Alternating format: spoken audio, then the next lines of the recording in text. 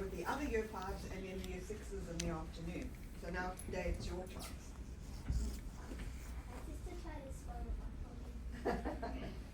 She looks just like you, doesn't she?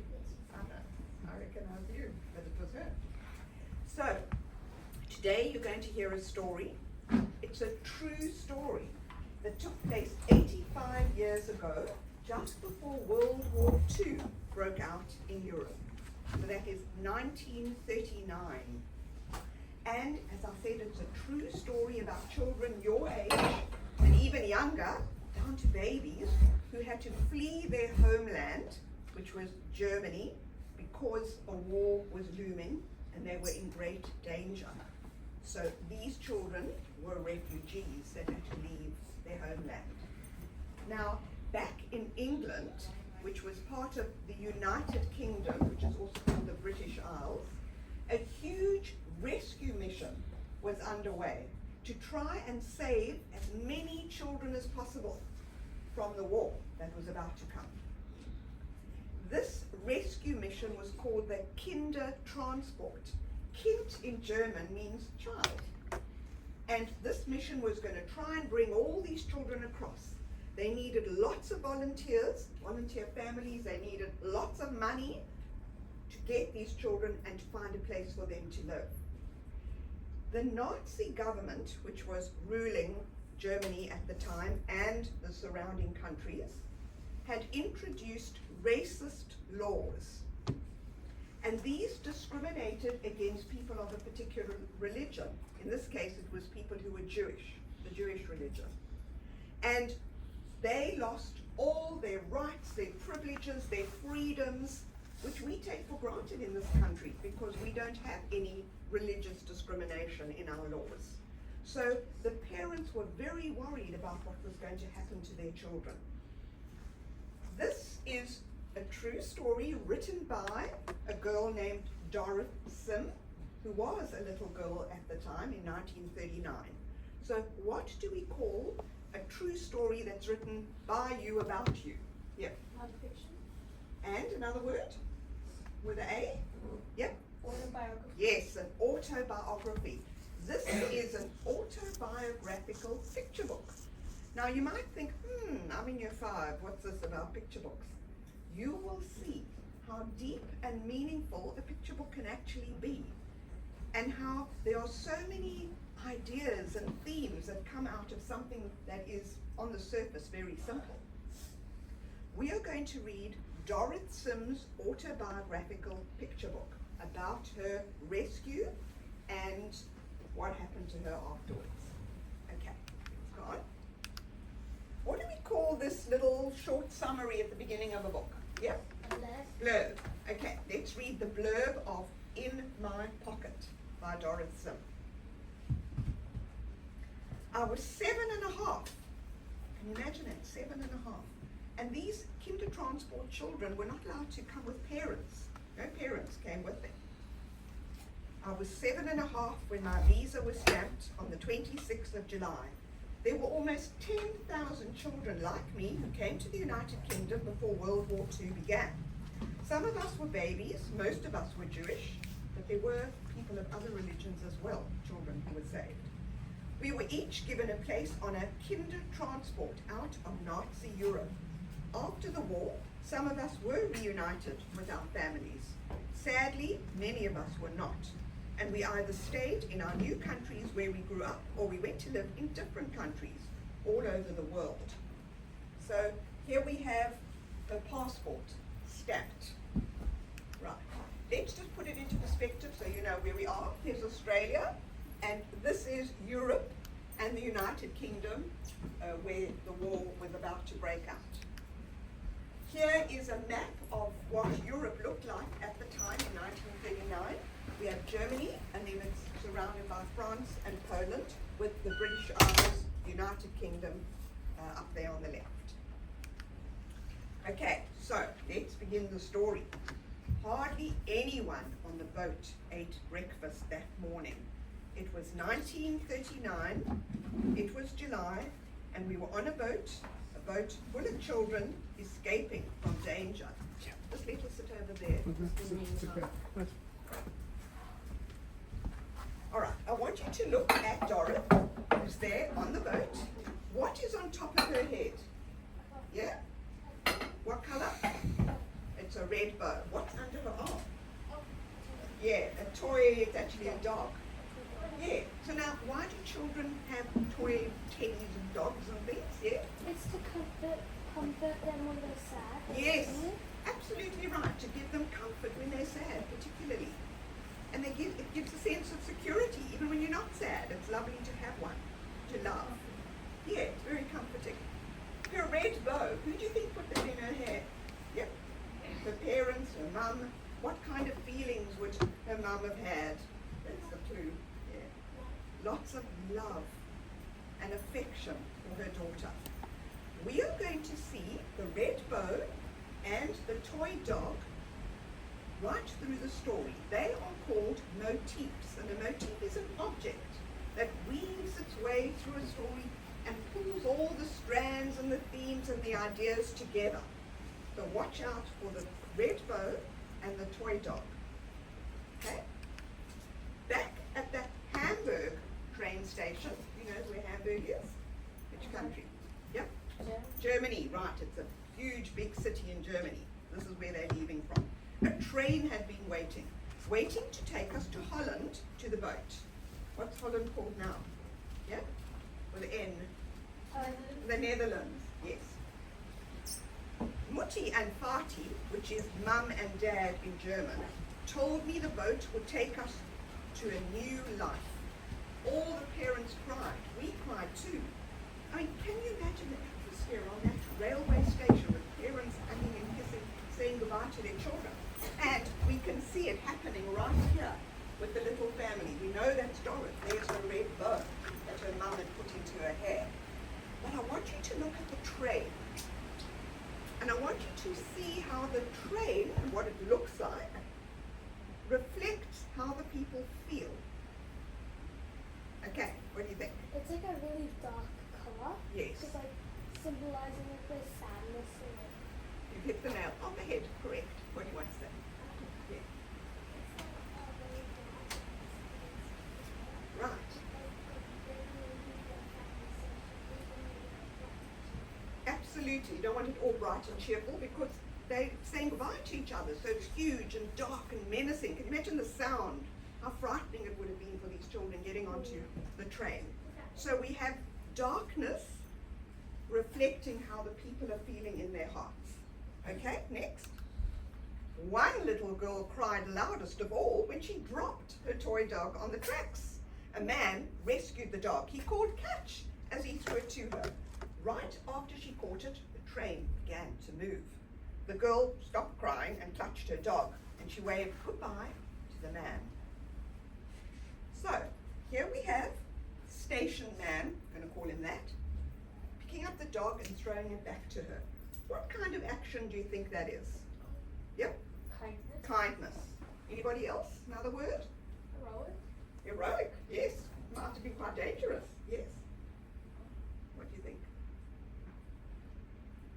The same. Also a kind action. We are going to see kindness, yes? I was just going to say generosity. Yes, kindness, generosity, compassion, empathy, those are all words to describe his action. We're going to see those words, kindness in particular, as one of the themes of this story. Right through we're going to see acts of kindness. Here's one that we've just seen. What are the children wearing around their necks? Yep. Maybe tags to know which families Yep. they belong to. Yes, and Their their names. Of course, what else would be on it to identify them? Yep. Their last name. Yes, their name and their last names, yes. Their Age, picture. yes, like on that passport. Yes, what culture? Yeah, I was going to say religion. yeah, religion or culture. What about a yes, definitely, a number. Everybody had to be identified. They were traveling without children, without their parents. All had a number, yes. And how come they were traveling without their parents? The parents were not allowed to go with them because of various political reasons in England. I can explain that later to you. Ask me again. Okay, so There we have the toy dog being thrown back at her. There we know it's Dorothy. She has her red bow. Yes, I'm going to go on to the next page now. The train also turned the green. Yeah, that's the way the artist has interpreted the green color of the train. Oh, because she's happy. Yeah. Okay, next. Now, here is one where we're really going to look at colors. Let's look at this page. At last, the train stopped. A big boy said we were in Holland. We sat in a green field and ate cheese sandwiches. We sang songs to the Dutch people who helped us. One song was about a mermaid. They gave us milk and chocolate, and soon we were on our way again. So what's the first thing that strikes you? And I'm going to ask you because you mentioned, what is it? The color. And what are those colors? Bright and cheerful. Yes.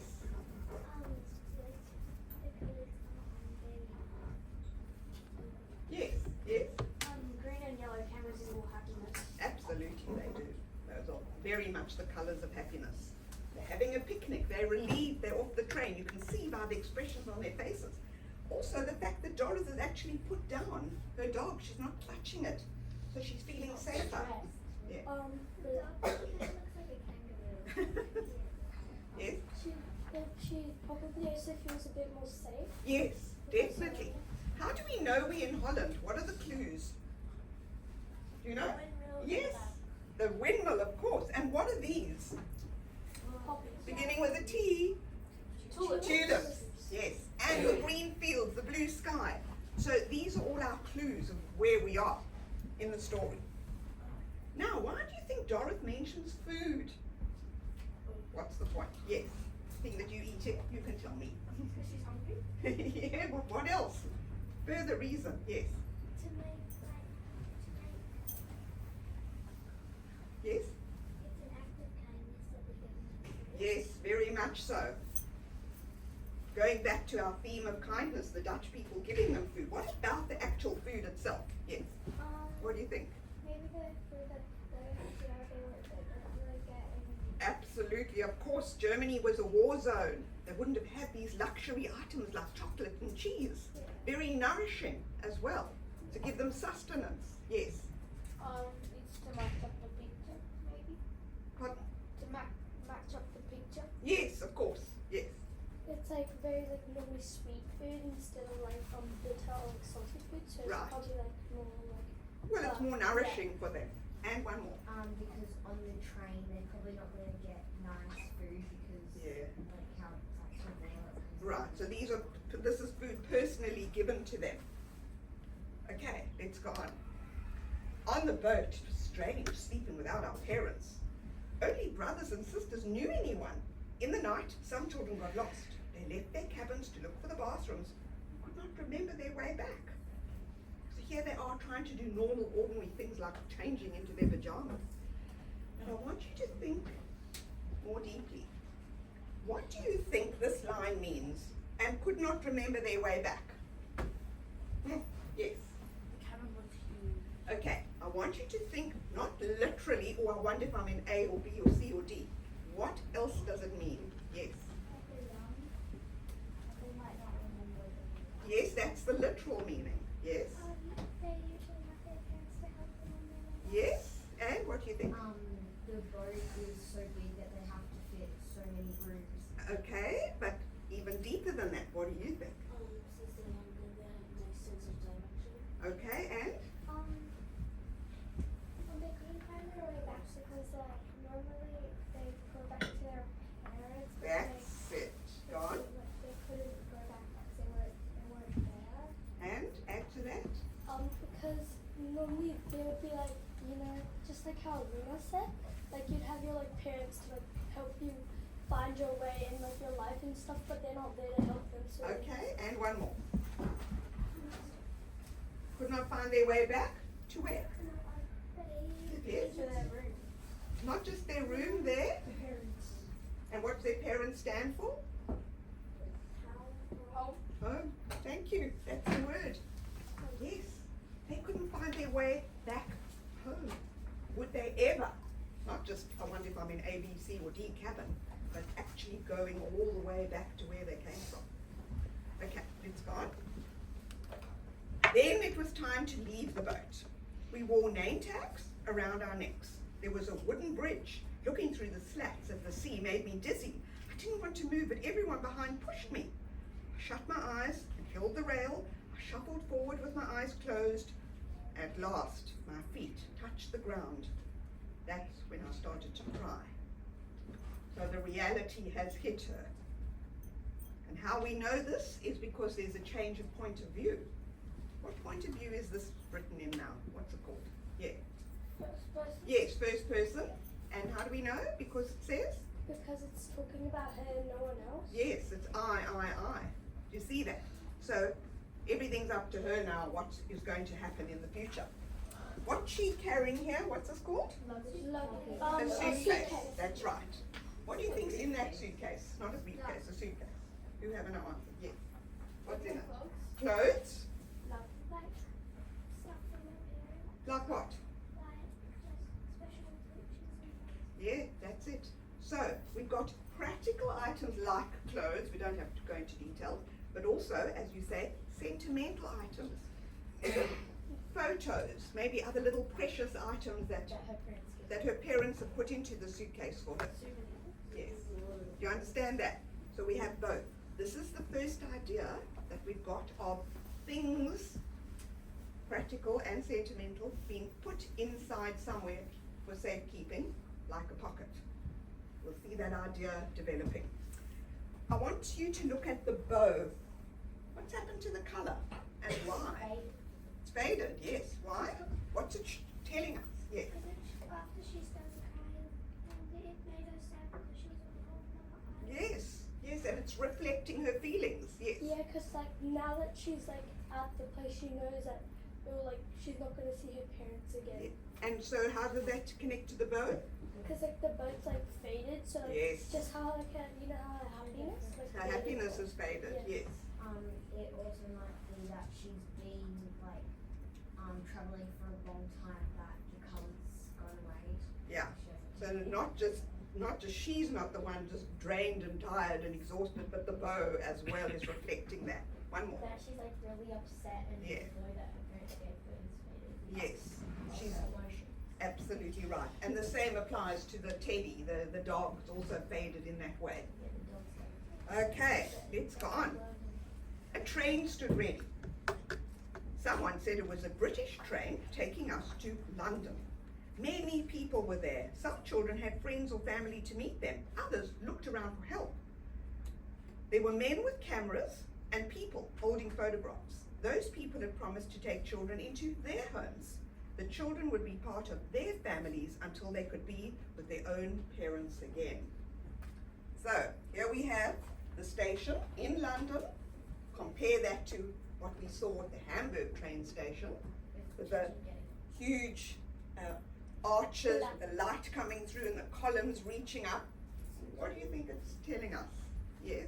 It's kind of happy because all the kids get to go to their families or get to be Yes. What do you think? I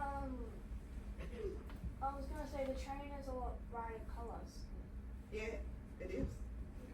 But these are things that you're observing, but I want to know why. Okay, what do you think? Like the lights shining down on the outside because they're going to get in the homes, but the side with all the children, it's more darker because they don't have families. But in the families, They're it's waiting. lights. Yes, so those are all the connections of how the artist has shown the feelings of the people. So we have this feeling of hope and reaching up to the sky where it's light and bright. Yeah? I think the Oh, okay. people with the light coloured clothing are going back to their family, and the people with the dark one are getting adopted. That's a very good observation. And you can see by the way these adults are stretching out their arms like that. How do you think that reflects that theme that we talked about? Kindness. Kindness, yes, they're welcoming them in. It's also probably a bit lighter is because it's not all war zone in this Yeah, area. it's not yet. It wasn't. Yeah. Right. Why do you think it says here there were men with cameras? Who are they? Yeah? Photograph people. Yeah, and what are they going to do with it? The photographs. Camera take a picture. Of who? And why? Yeah. Yeah? What are they going to do with the pictures? Put them in the newspaper. That's it. And probably You know what? The Kindertransport needed huge publicity. So the photographers were there, and those photographs went all around the world. They were the professional pictures. Yes? Maybe they were taking photos because like the new children needed like, More, like, yeah, new, like, more volunteers, yeah. right. Yeah. Okay, that it? Let's go on. A man and a woman looked at a photograph. The wife touched her husband's arm. Look, she said, the child we picked, the girl, with the red ribbon and the big toy dog. That's how they found me, Dorothy. So her identity has been established, not part of the big group again. She's now Dorothy herself. Why do you think the man has gone down on his knee like that? Yes? To like be on the same height as her. And so?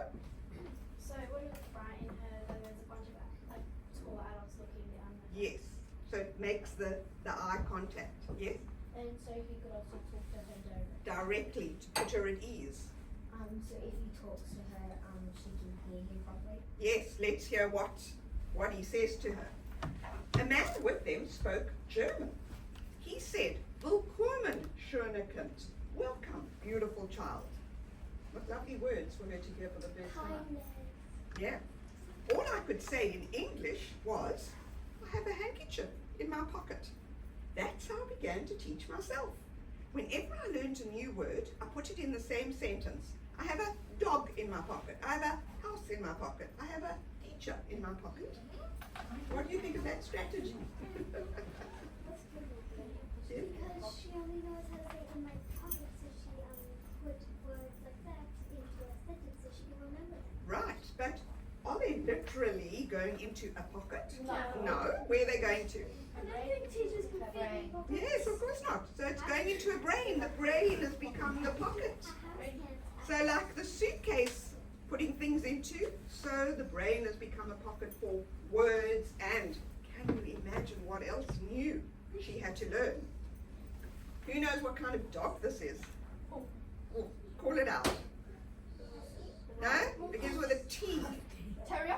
Yeah. I think it's a Scottish Terrier. Yeah, it's exactly right. You got it on the head. It's the particular Scottish Terrier called a Westie. Look at the way the man's got his hand on her shoulder. Make it Yeah, right. They're reassuring her everything's going to be okay for the dog. Yes? Also, physical touch does kind of help people with social anxiety and comforts them. That's very observant of you. Good, I must remember that one. Yes? She looks sad and scared. She looks a little bit nervous of the dog. I think that's why the man hasn't showed up. Absolutely right. One more thing. Then we You put listen. his hand on her shoulder so that she can feel like safe and Yes. comfortable. Absolutely right. Okay. Let's see all the different things that she discovers. The man and the woman came from Scotland. Everything was different. In Germany, I sat on a little seat on my father's bike. In Edinburgh, where they lived, there was a car, and I had a real dog. Everything is different. Why do you think the artist has portrayed her dad so huge in the front of the page like that? Yes. To resemble memories. Yes, Because it's memories the, are huge. right, the huge memory in the forefront of what she's thinking of now when she's making these comparisons. Yes. Yeah, and it's like shows. It also kind of shows like how big like her like how like big her sadness is to like towards them, how she wants to see them. 'Cause Yes. she's also like pictured in the cycle. And you can see here the difference between the old world with the father on the bike. They didn't have cars, they didn't have dogs. She's going to turn around, leave that old world behind, go in that car up to the new world. Yeah? But the color's different. The bike is all bright, but then the cars are darker. So did she not want to leave that world? Perhaps there's conflict that she's feeling. Very observant. Yes, who wanted to say something here? Did you want to add something? It's probably a bit bigger is because it's like the past and she's Yes. looking back at the past and that's why it's in front. Absolutely. The huge memory for her. Just And how one like more. Ava was saying, like she doesn't want to move. Maybe she's feeling a bit hesitant to Yes. get into the car. Yeah, maybe. And the car is like black in reality, but the light is like yellow and green. Yes, it's Like also symboling those happiness. colours of how happy she had been on her father's bike. Okay, and the real dog, of course, she doesn't need the toy dog anymore to give her comfort. She's got a real dog, and he was really cute, wasn't he? Okay, this is a really important page that we come to now. In Germany, I couldn't play with the children in our street because I was Jewish. Now, I played with my new Scottish friends. Soon I was calling the woman and man mummy and daddy. After all, I called my real parents Mutti and Fati. So here we have the children. Let's see what we can say about them. What do you want to say? I just noticed that she doesn't have her toy dog with her anymore. No, It's she just doesn't. her and her little You're right. And? It's all colourful and happy and they're all playing together. Right. They're all playing together. What about this? Yes. Are they all holding hands like their friends and stuff? Yes. Tell me more. Her headband is bright red. Yes. Showing? Happiness. Absolutely. Want to say something? Put your hand, have your hand up. Anyone else? Yes. They're all like happy and smiling and laughing. Right. So, you've all answered the questions. Everybody happy, smiling, including Dorothy in their games. She's not an outcast. She's a little refugee girl who's very different to them, but they accepted her and included her. The holding of the hands and the circle is portraying that feeling of togetherness and friendship. Yes? But she feels happy because she's in college. Yes. And the red glowing bow is showing how happy she does feel. I want you to look at the wall. What can you tell me about the wall? Look carefully, yes. That it's really colorful to represent like happiness. Yes, what about that side of the wall? It's Yeah. dark. At the start it was like dark because she was sad at the start, but Yes. she's going happy. Right, and they seem to be pulling her towards the happiness of friendship to help her get over the trauma of what she's been through. Yes. On the happy wall, it looks like it's been like chalk, like coloured chalk on it. So it's like she's not being pulled into it. She's like kind of making it. Making it as she's moving along and as they're taking her in. One more. I just realised she's not wearing her brown jacket. No, they're all in summer clothes, and the summeriness also reflects the happiness that she feels, that they're free to wear bright, lovely colours. What about the fact that the new parents want to be called mummy and daddy? What can you say about that? Yeah? So she can't call them like the ones that she called her actual parents because Yes. otherwise it would feel like she's replacing them. So she called them Absolutely. And the kind gesture on their part that they want to be called that so that she could feel like a daughter. Yeah. We are now coming to the last page of our story. And we are going to see that it has what we call an open ending, which leaves questions in your minds. I've asked you so many questions, which you've answered absolutely amazingly. But I want you to ask me a question when we finish reading. I got a letter from Mutti and Fati. We miss you so much. Remember to be good and don't forget to write to us. This morning we picked mushrooms and thought about you. We hope to be with you very soon. I hope so too. I put Mutti and Fati's letter in my pocket and I kept it and read it every day, even after the war began. What do you want to ask me? I have a question for the start. How many kids were rescued? Let's talk about that afterwards. I want you to ask me something about this. Yes. So does she ever find her parents and go back to them? What's your question? So does her parents come to her or does she go to her? Okay, good question. Like the window, it's turning dark, like something's about to happen. Yeah. Anything else? Yes. Does she ever see them again? Okay, you've all asked the right question. Well, not that there's a wrong question. They're all good questions. The answer is no, she did not see her parents ever again. It was a terrible war, the Second World War, and they didn't make it. No, they didn't. They didn't. She's stuck with So, you know, as I said, the war was terrible. Millions of people died in the war. It took 4 years for her to find out that her parents didn't make it. 4 years. But, yeah, Dorothy went on to live a very happy life. She lived with the foster parents parents who had taken her in, and she got married. She was really young when she got married, I think about 19 or so, and she went on to have 6 children. 6 children she has.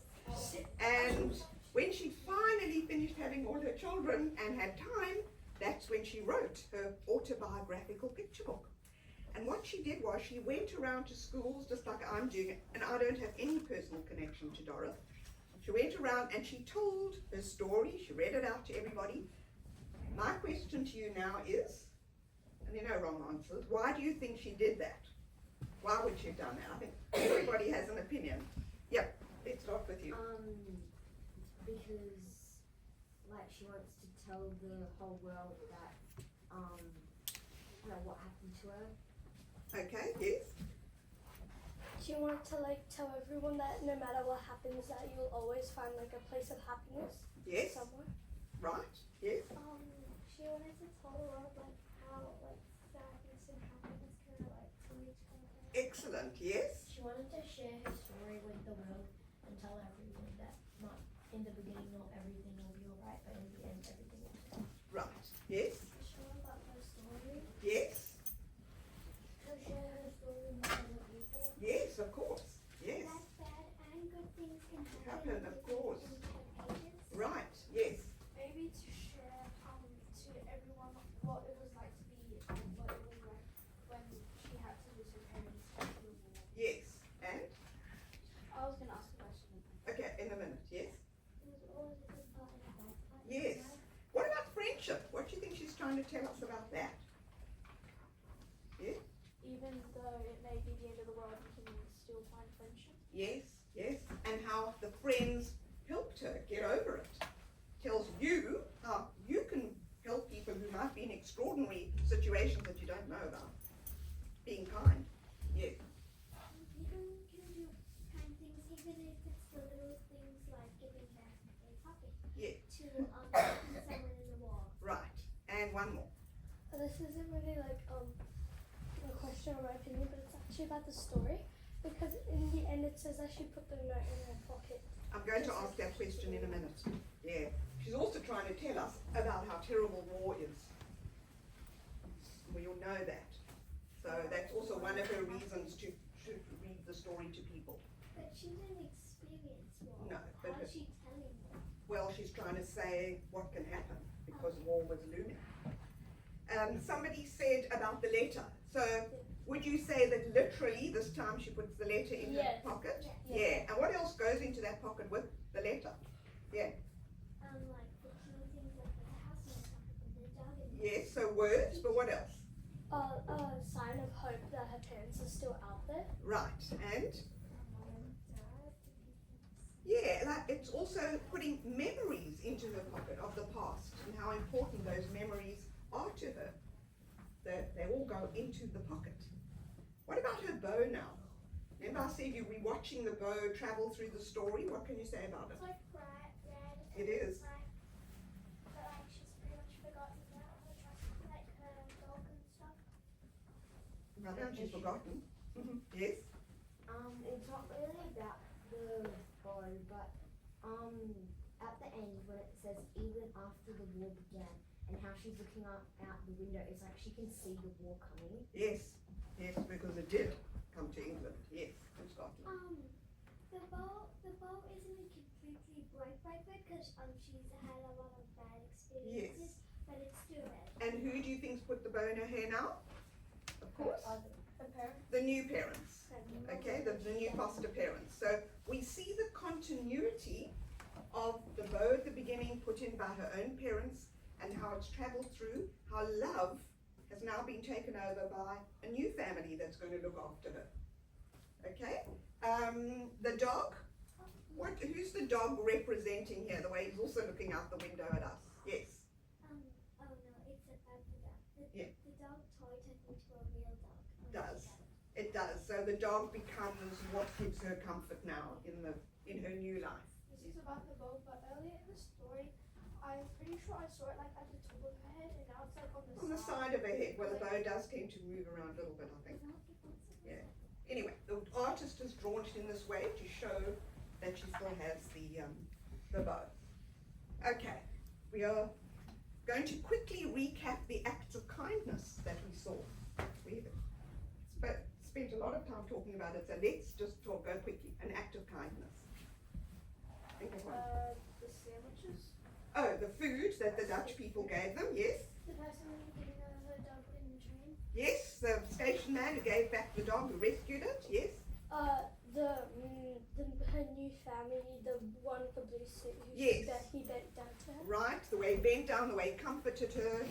The new foster parents, New- not her actual parents. Yes, took her and gave her the dog and took her in. Yep. Yes. How she, her friends, Of course, the friendship that she got from these new people that she met and how they accepted her for who she was. Of course, yes. Like her pet dog now, because like he's always like he or she's always with her. With her, yes. And? the blue suit man kind of looked like the station man. Oh, it wasn't. No. Yes. Maybe act of kindness is when her parents gave her that dog. Yes, absolutely. The parents themselves, how brave were they to put her onto the train. And of course, the bigger picture of all is the kinder transport and how that saved 10,000 children, we wanted to know. We are now going to have a look at a contemporary video, which means it's made now, but it's the words of the story. Okay, you want to start?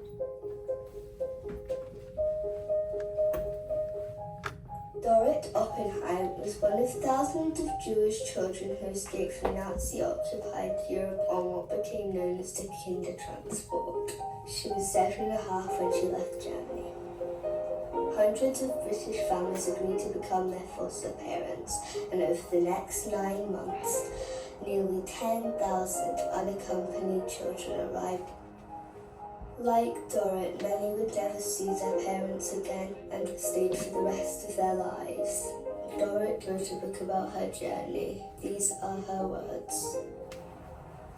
Back at the Hamburg railway station, a train had been waiting. The parents cried. We cried too. On the boat, it was strange sleeping without our parents. A boat full of children escaping from danger. Then it was time to leave the boat. We wore name tags around our necks. I shuffled forward with my eyes closed. At last my feet touched the ground. That's when I started to cry.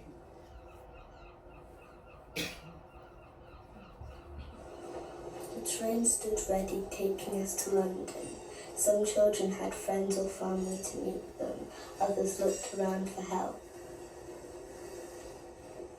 There were men with cameras and people holding photographs. Those people had promised to take children into their homes. A man and a woman studied a photograph. The wife touched her husband's arm. Look, the girl with the red ribbon and a big toy dog. That's how they found me. The couple spoke English. All I could say was, I have a handkerchief in my pocket. That's how I began to teach myself. Whenever I learned a new word, I put it in the same sentence. I have a dog in my pocket. I have a house in my pocket. I have a teacher in my pocket. The man and the woman came from Scotland. Everything there was different. In Germany, I couldn't play in our street with the other children because I was Jewish. Now I played with my new Scottish friends, and I had a real dog. Soon I was calling the woman and man Mummy and Daddy. After all, I called my real parents Mutti and Fati. I got a letter from Mutti and Fati. We miss you so much. Remember to be good. We hope to be with you very soon. I hope so too. I put Mutti and Fati's letter in my pocket. I kept it and read it every day, even after the war began. That's her now. Oh, will she be now? Yes, She's so still alive. Dorrit died about 10 years ago. She was in her early 80s. There she is, the little girl, and as a young woman, and as an old lady. Here she name of the city in Germany as a baby. And those are her real parents, we called Mutti and Vati. They were Gertrude and Hans Oppenheim. Here's Dorothy in her classroom. This was before she went off to Scotland. There she is. I wanted to show you this so that you could see how young some of those Kindertransport children were. Little girls got their numbers around their necks. They needed to be identified. This picture is Doris' granddaughter, and she was photographed when the book was first published. Now, these are identity documents, visas, passports with their stamps giving them permission to leave Germany and enter, in this case, first England and then Scotland. That was her number, 8725.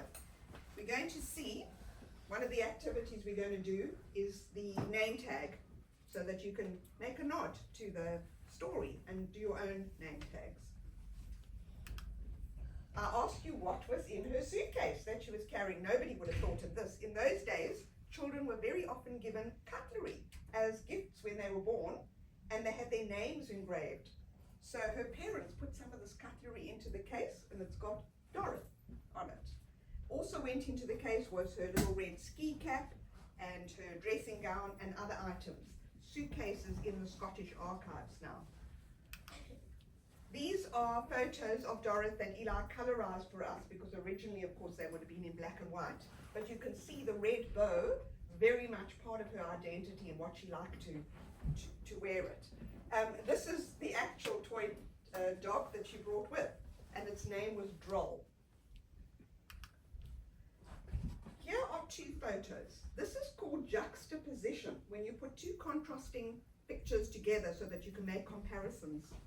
1939, little refugee girl sitting on a step. Last year, escaping from the war in the country with a Ukraine. Yes. Look how similar, and this is 85 years later. So things haven't changed much. Here is my challenge question for you. So here we have the map. They left Kassel, went up to Hamburg, where her parents put her on that train.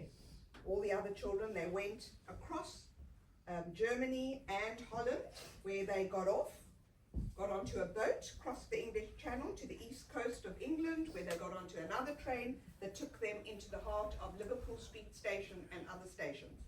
That's where the Foster family met her, put her in the car, and took her through Birmingham up to Edinburgh. I want you to tell me, how long do you think this part of the journey took, leaving Hamburg and coming as far as London? Okay, yeah. 2 days. 2 days? 1 week? A month. A month? 13 days. 13 days. A day. A day. 30 days. 30 days. 40 days. 40 days, okay. Now we're getting too far off. You were correct. Only took a few days. Because first of all, Europe is not that big.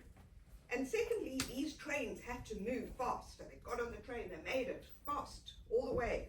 Get onto the boat, across to England. I think 3 days at the most. How come they left early? Like, because the war was still like a year away. The war, well, what actually happened was, 2 months. yeah, It was she July. got out in July, and on the 1st of September, war was declared. So she was one of the last. So before Of the groups before to it was get like out. moving, so they knew it was coming. Yeah, It they just knew, happened like that. and this Kindertransport was set up to try and save as many children as possible, because people realised And something it's- and terrible it's- was going to happen. And it stopped Yeah. on the 1st of September. Yeah. There's Yeah. a movie called One Life, which shows you what happened with that as well. Yes, How long did it take Castle to Edinburgh? up to Edinburgh, but they went through Birmingham, so it probably took them a few days. I don't think they went very fast. Yes. Did some of the children not get saved? It was a war. You can answer that question yourself. Okay, let's go on. This is what the actual boat looked like. Remember when she said that some children got lost and couldn't find their cabins? Well, look how huge it is. No wonder that happened. Yeah, Well, I no, thought it that was the doesn't look Titanic anything too. like the Titanic. It's got the steering. The Titanic was like a bit larger though. Yeah, so one time took the Titanic. Okay, we have to go on. A bit smaller. Remember when I said there were people with cameras and you knew what they would do with the cameras? These are some of the photographs. These are the famous ones that went all around the world and they were published in lots of newspapers to try and get people to give money towards kinder transport and to publicize how they were trying to save people. Next. This is the Liverpool Street Station, what it looks like now, and going to do a comparison with It looks the really image small. in the way the artist drew it. Yeah, that's how beautifully the artist captured the Liverpool Street Station. Here we have King Charles making a very important speech at the German Parliament. Tomorrow we will once again stand with the people of Germany in solemn remembrance. In Hamburg I will pay my respects at the memorial to the Kindertransport, which 85 years ago saved the lives of more than 10,000 Jewish children from Nazism and gave them safe passage to new lives in Britain.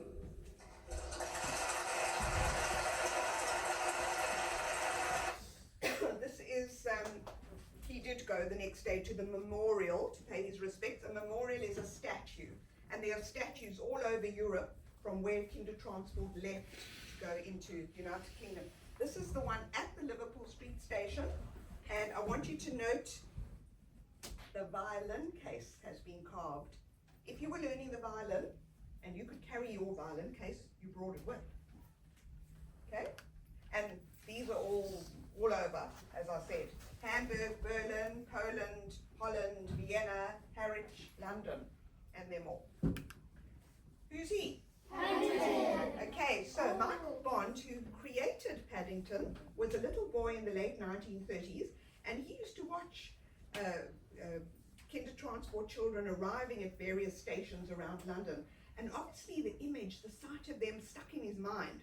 So many years later, when he created Paddington, who was the refugee bear from Peru, he dressed him the same way that he had seen the children dressed, carrying their cases with a label, with the little tags around the neck. And the red bow. The hat and the coat, that's called a duffel coat. Okay, next. Oh, just about to say. Yeah. What's happened? Just Huh? how do you do it on the screen? It's just that. Not working? Yeah. Maybe one of us is blocking it. Okay, that's the model of car that the family picked her up in and took her all the way up to Edinburgh. It was called an Austin 7, and yes, it was blue. We saw that dark blue. And this is the couple that took her in. Their surname was Gallimore, Fred and Sophie Gallimore. They didn't have children when Dorothy arrived, but they later on went on to have their own.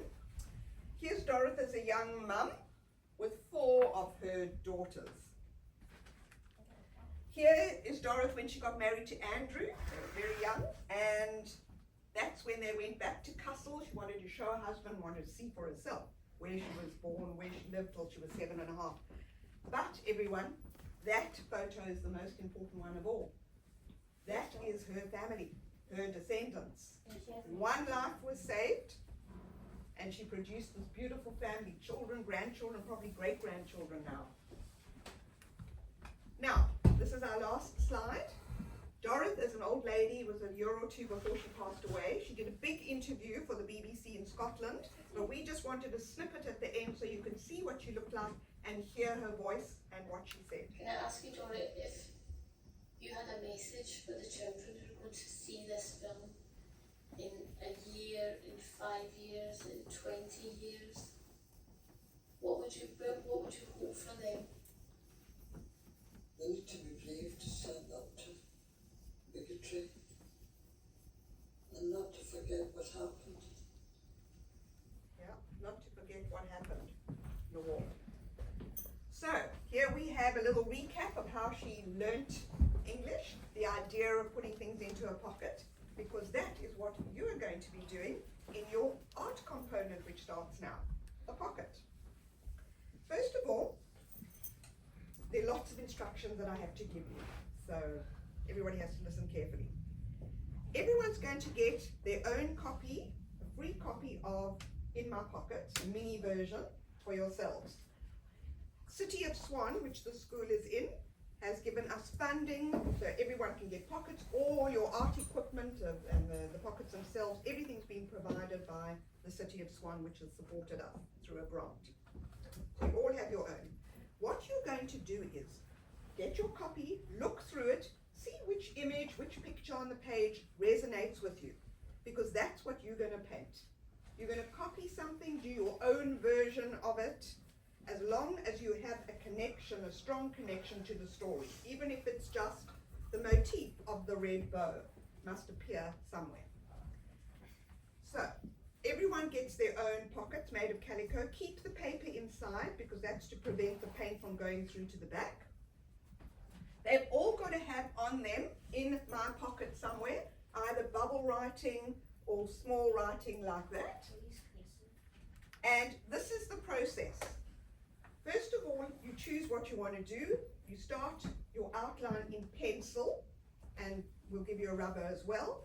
You'll do your writing. You'll ask us, am I ready? Which is the next step, to outline in black marker. So we're just using the train as an example, someone drawing the train. Here, they've done the outline in black marker. Here, they've started to do the painting process. As you can see, there are palettes there. You can have beautiful colors and lots more that you can ask for. So the idea is to paint a pocket. This is not quite finished, but to show you the process. This over here is done with a sponge, sponging. So you all go sponging, you'll get little containers with water. You will also all get your own palette. This is the lid of a plastic container. And that's for mixing your own colors. People like to experiment with colors. Okay, so here's some examples of pockets, and I've got lots more real ones to show you, which will come around once we get started. Some class groups, because in an hour, when we finish, we're going to take a class photo of everybody holding up their pockets. We've got an hour, so you have to work fast and smart. Here you can see various groups all holding up their pockets. And it just goes on and on.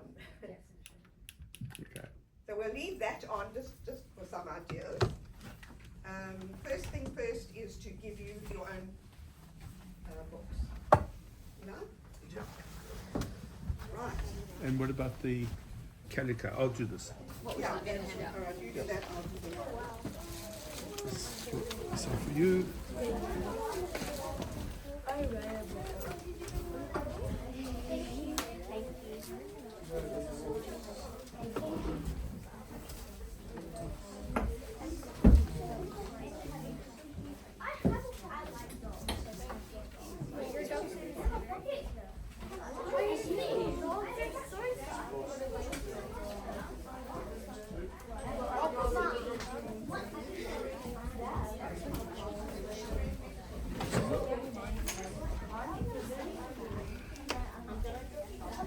Everyone's got a book? Yeah. I've already got one. I've got the big one. Oh, thank you. Okay.